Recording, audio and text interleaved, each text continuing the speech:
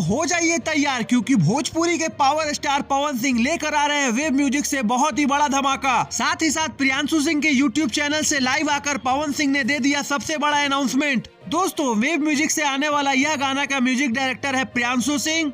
दोस्तों, पवन सिंह ने किया दावा कि यह गाना पवन सिंह के ही किसी पुराने गाने के ट्यून से उठाकर बनाया गया है, जो मात्र 2 से 3 दिन में वेब म्यूजिक यूट्यूब चैनल पे आ जाएगा।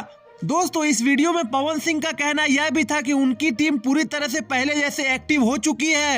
आपको बता दें दोस्तों कि जब से अभिषेक सिंह पावर स्टार पवन सिंह के मैनेजर बने, तब से ही अभिषेक सिंह पर लगातार इल्जाम लग रहा है कि वह और उनकी टीम पूरी तरह से एक्टिव नहीं रह रही है और पवन सिंह के गाने की संख्याओं में गिरावट आई है, जिसके कारण पवन सिंह के फैंस भी काफी नाराज दिखाई दिए थे।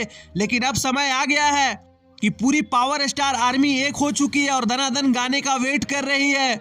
इतना ही नहीं, इस वीडियो में पावर स्टार पवन सिंह और उनकी टीम ने खेसारी लाल यादव के टीम को भी कर दिया चैलेंज।